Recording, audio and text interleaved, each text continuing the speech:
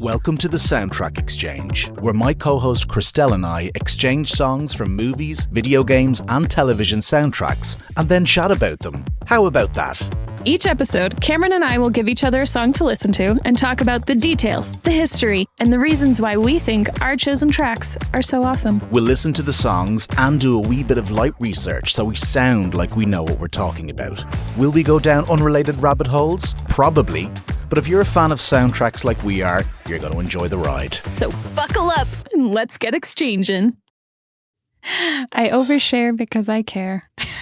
Hello and welcome back to another episode of Christelle. Is it the Soundtrack Exchange? The Soundtrack Another Exchange. episode. No, this is the first episode. This is the first episode. This is the first episode of the Soundtrack Exchange. We should do a jingle. Did you have Teletubbies when you were growing up? Did you experience the Teletubbies at all? Yes. Yeah. Sun is setting in the sky. Teletubbies say goodbye. Yeah. Aw. The weird baby in the sun. Who's now has a baby of her own. Kind of feels like a fever dream if I think back on that. That's a Snapchat filter, by the way. Or not Snapchat. Instagram filter. Oh, that's very young and hip of you to have a Snapchat. I'll tell you what's really young and hip, me recording myself with the Teletubby Sun filter. I won't do it right now because we're stuck for time. But, no, you did. You did do that because you sent it to me, that was the graphic that I made for you. Yes, that's a bit that of me. You didn't that fully is. appreciate, and so I should demand that back. But it's fine. Cameron, I have a question for you before we jump in. You were traveling today, and I'm curious, when you fly or whatever form of travel you take, what do you listen to? Usually, I would watch a movie or a TV show on Netflix. That would be my go-to. However, it's something that I'm looking to actively change because I don't read anymore.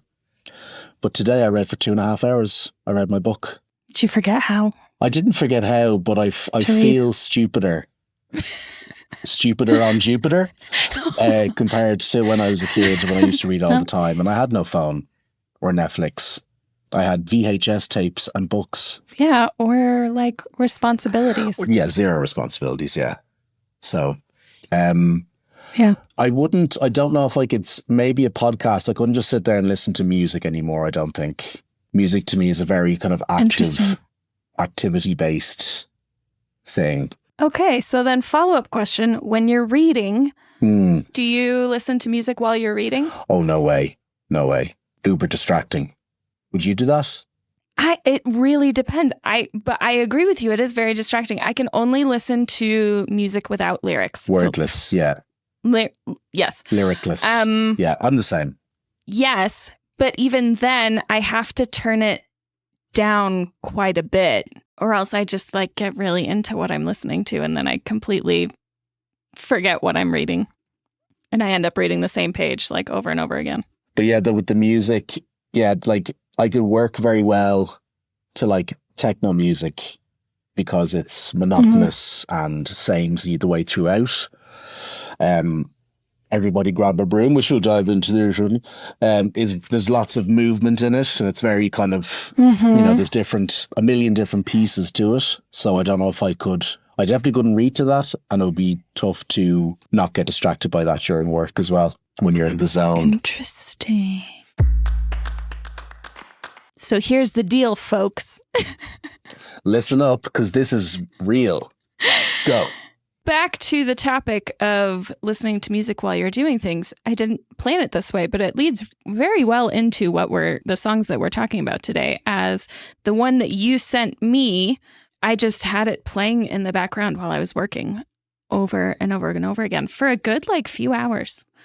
It was that just perfect, chill, almost lo-fi-y song.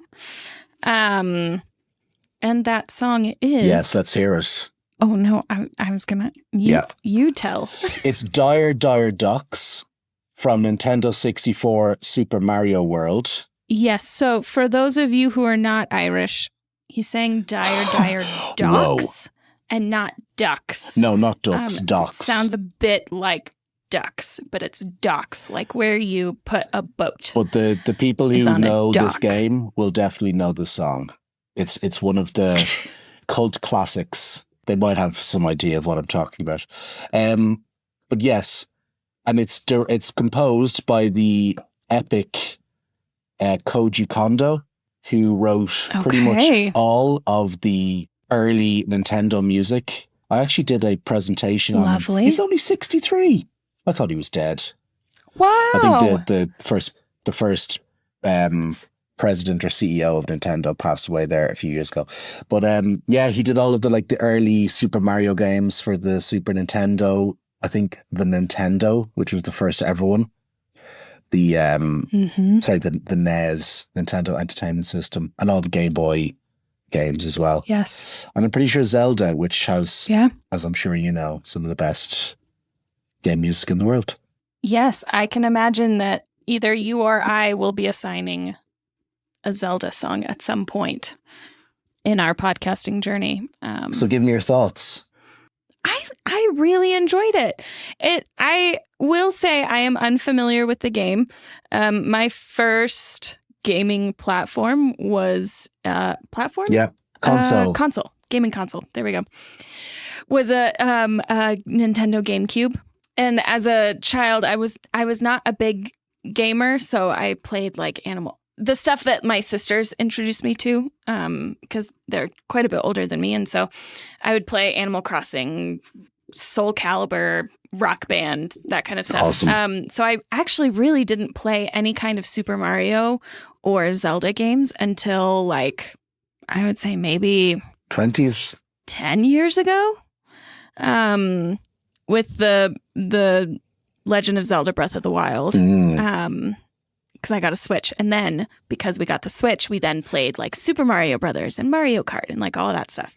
So the Dire Docks is not one that I was familiar with. But like I said, it was very enjoyable. It was one that I played it on the background. Eventually it got a little repetitive. It's opposed to his music. I'm pretty sure he did the Pokemon music as well, which, I could harp on about for years.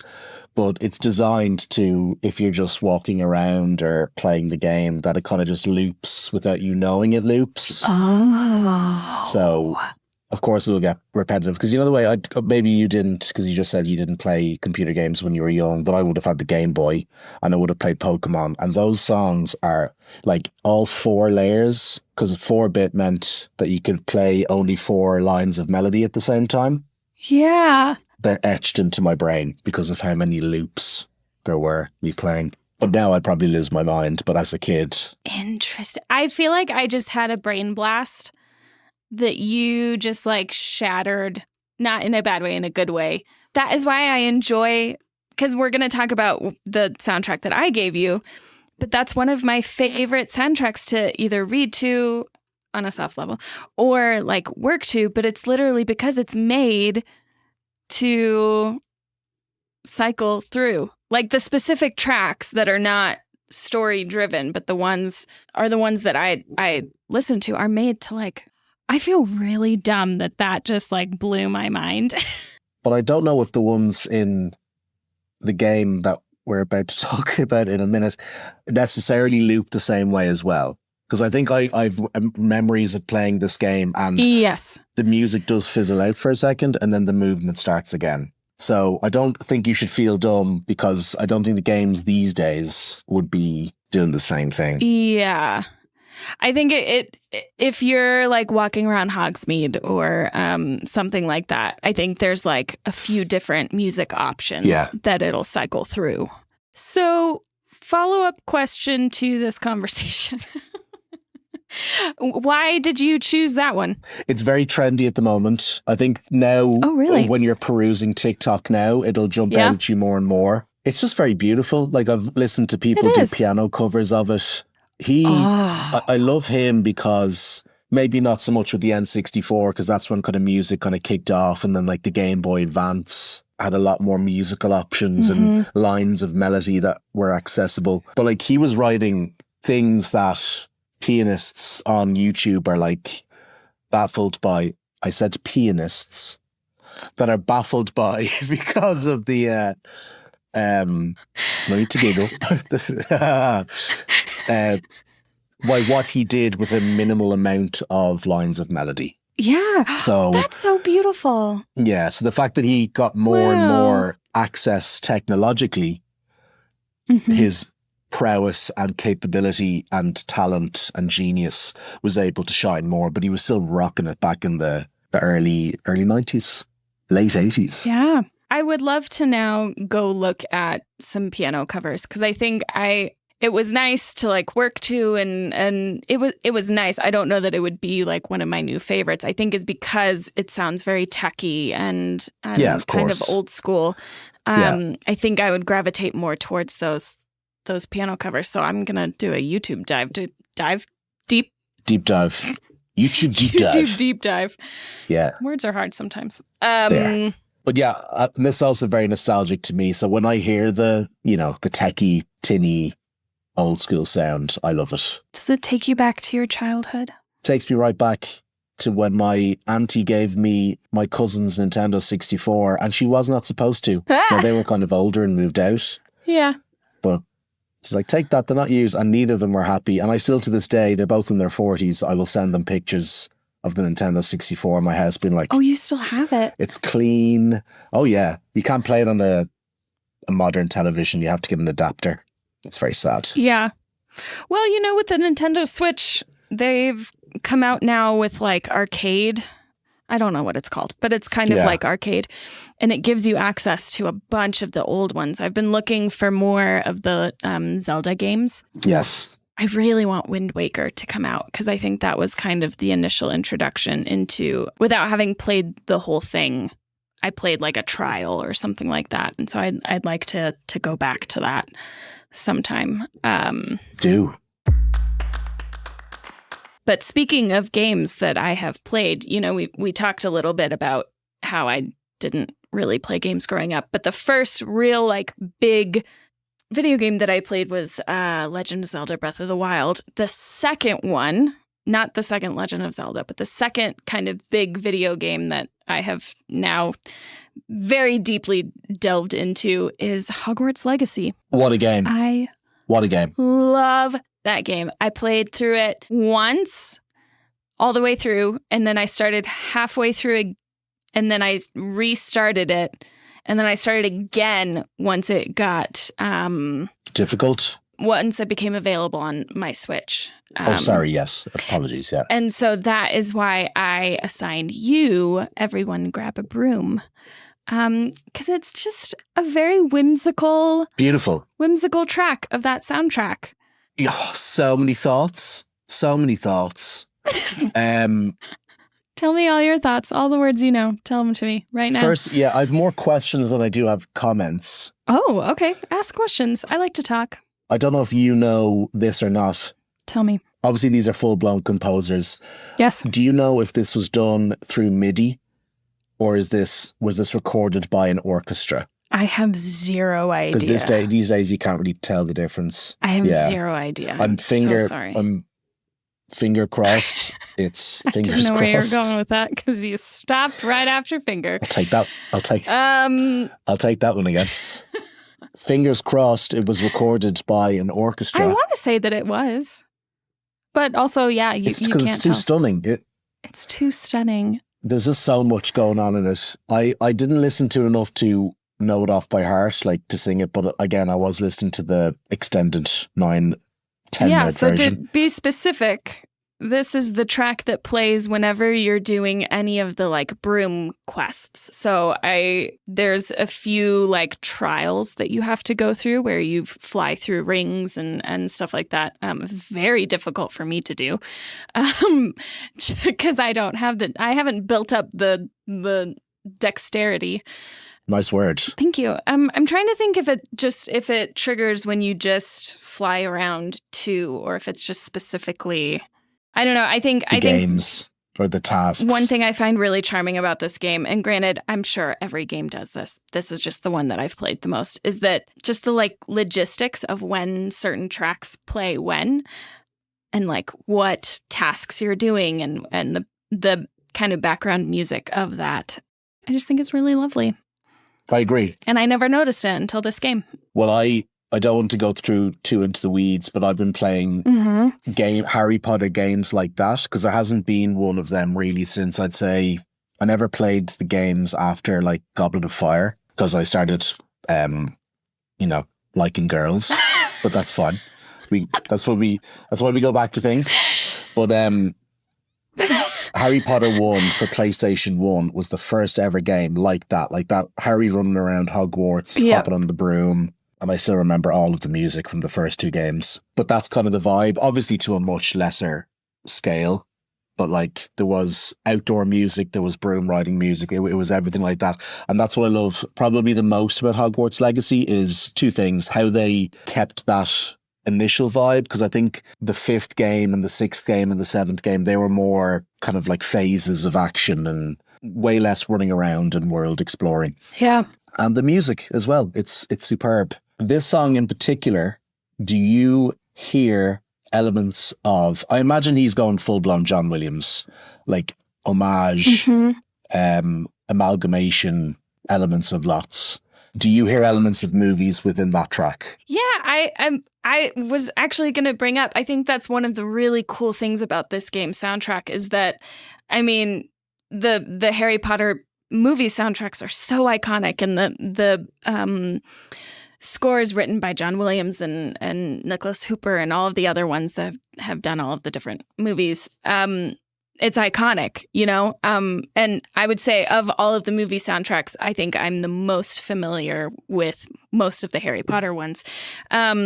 And so I thought that it was really cool how they've brought in elements that are reminiscent of specific tracks from specific movies. Yes. In a way that you can tell that it's really similar, but it's not exact. So it's not an exact copy. It's just inspired by. And there's another track, which I'm sure at some point we'll get into, called The Great Escape, that sounds just like Buckbeak's Flight. Yes, my fave. Which is really cool. And I think this one, to give you an accurate answer, I would have to go back and listen and compare. But I think off the top of my head, I can imagine that this Everybody Grab a Broom song would be reminiscent of, when in the 5th movie? Yeah. Where they're flying their brooms through like London. Greater London. Yes. I would think that would be really similar. That's just off the top of my head, though. And how scared would you be if you were flying a broom over the Thames in London? I would fall off. I wouldn't have made it. But then again, I'm not magic, so. Yes. I hate heights. Me too. I'm terrified of heights. And it has gotten worse in my old age. And also to the extreme that it affects how I play video games. Really? And I think that's kind of partly why I do so badly with the flying ones, is because... Really? Wow. Well, and those aren't as difficult because you can see the ground. So that's less. It's the ones where you're like crossing a bridge. Yes. And you can't see the ground. Or, there have been a few of the tasks that like I physically cannot do. And I have to have my husband Josh do it, and it's when you're like jumping across stones. Yes. But it's like difficult enough that if you don't do it, you fall. Like every time my stomach drops. Interesting. And I feel like I'm like dying. It's terrifying. Yeah. Something to talk to my therapist about, maybe. Because I have that in real life because I'm a poor flyer. But I also was going to ask, do you have a little bit of a fear of heights because you're so tall? Like, how does that affect your day-to-day life? How tall you are, You would think, but like my height and my, my distance to the ground is relative to your distance to the ground, not in actual I'm not as tall as you. But in it's what we're used to, yes. Like I'd ask you a question like, what's it like being able to see under lots of things? Like if people lose keys and stuff, you just like, leave it to me. I'm on it. Well, and I have very dainty, hands and pinchers and stuff like that, so I can reach. So do I. Places. To be fair, I'm not rocking the dustbin lids. Anyway, can I give you my example of what I heard in before. Everybody Grab a Broom? Yes, please. That's actually described. That's how Hagrid's hands are described in the Philosopher's Stone. Oh my Or as you would say, the Sorcerer's Stone. I do like the Philosopher's Stone better, though, like as a concept. I forgot about that. It's been a hot minute since I've read the books. There you go. Tell me what you heard. I can't because I'm not as, in terms of like titles and scenes and stuff like that. I did hear a lot of 3, Prisoner of Azkaban. Oh, yes. There's there's a lot of that, which is very indicative. Yep. The bird flying around. Piccolo, I'm going to say. Yep. I'm going to say Piccolo, or maybe just a high flute. Yeah, Piccolo, yeah. And then a lot of 6. I heard a lot of Dumbledore's Army in it. Don't ask me to recreate, but I did hear a lot of when Harry's teaching them all how to do Patronuses. Yeah, okay. I heard a lot of that. Yeah. And then I heard a lot of, in 3, when the bird is flying through the... Yeah. And then gets whomped by the Whomping Willow. I love that scene. There's a lot of kind of I hate birds. Flute movement in that as well, which I heard. I think one of my favorite things about this track specifically is, and we've talked about it a little bit before, I just love the way music makes me feel. I'm a deep feeler. Not as much a logical thinker, but I'm working on that. And it's one of those where music has such a powerful way of transporting you to the place. And I think that's what's really cool about movie soundtracks.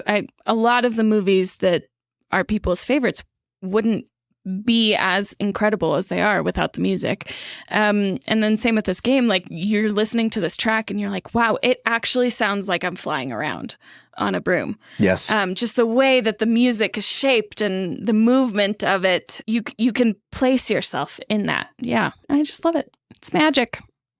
And I just love the attention to detail and the amount of work that goes into it as well, and that they don't skimp on video games like they wouldn't skimp on movies. They give it the same amount of work and talent and magic, as you just said. Yeah, this particular soundtrack was nominated for a Grammy for Best Video Game Soundtrack. It was nominated. It did not win. Oh, gosh, I'm trying to think which one did. I think it was the Star Wars one. Oh, Fallen Jedi. I remember feeling very disappointed. That's also very good, though, as well. That's not Last Jedi. Yeah. It is. Fallen Jedi? It is. The one with the actor, Cameron thingy? No, I don't know. With the red hair, he played the Joker in Gotham. Yes. He looks like my nephew, which is so weird to me. That's a random fact. That's the only connection I have to that game. Josh played it. I did not. And his name is Cameron as well. The character? Oh. The actor. Yes. It's the computer game is based on an actor. I was like, my nephew? No, his name's not Cameron. Brother-in-law? His name is Cameron, yes. Shout out to Cam. Kamrovsky. Hey, Cam. So there's this soundtrack, which we will link in the show notes. We also are going to put together a playlist of all of the tracks that we exchange with each other. Yes. So that link will also be in the show notes. But so there's the actual game soundtrack, which is where this Everybody Grab a Broom is from. But then they also have a study themes, which I think is the less story-driven tracks and more in-between music. Ambient. Yeah. And that is a playlist that I work to, I read to. It is one of the most lovely soundtracks. So we will also link that as well. Is it sleepy at times? It is a little sleepy, I will say. But not in a way that it like makes me super sleepy. It just is, it brings the kind of sleepiness that comes with like peace, like, Interesting. So at some point I'll give you a track from that playlist so that we can talk about the different songs from the different houses and just, I think I could talk about this game for hours and the music and just all of the different things. But we don't have that kind of time. So we'll do it again. Yeah, I wish I had the kind of time to play it all the way through, but I need to make a bit of time, I feel. And maybe not do it so hard. For those listening, I tried to play this game all the way through. I think I got like 20% in, and wizards and witches were murdering me left, right, and center with their wands. It is a very good game. If you struggle with any kind of ADHD tendencies, it is insane how off track you can get by how many, like with the side quests. And I finished this game so the first game that I played, Legend of Zelda Breath of the Wild, it took me 2 years to finish because life got in the way, just stuff happened. Yeah, things happen. I played this game in 3 months, I want to say. It took me 69 hours. Wow. I don't know how I did it so quickly because of how many sidetracks. Side quests. I got sidetracked by. Yes. Yeah. But that's it. And like, would your brain be like, there's things I'm missing. I need to do them all. I can't like walk past a side quest and not do it. That'll make me irritated. I don't know. Like, I know I have something bigger going on, but now there's this side quest that I'm being invited to, and I have to do that first. So I know that I've all that covered before I do the bigger one. Or is that just me? It might just be you. Okay, that's fine. Should we do a TV next time? Yes. No, let's do TV. Let's do TV. Let's assign it offline because you have to go. I have a bit of a time commitment. But yes, let's do it offline, and I'll see you next week. See you next week. That was good. Bye. Bye. Thanks for listening to the Soundtrack Exchange. If you want to listen to the tracks discussed this week or any previously released episode, check out the playlist linked in the show notes. And if you enjoy this podcast, share it with someone you know and leave a review. Also, if you have some soundtrack themes and topics that Christelle and I should explore, feel free to email us with your suggestions. If it's chosen, we'll be sure to give you a shout out. Until next time, we out!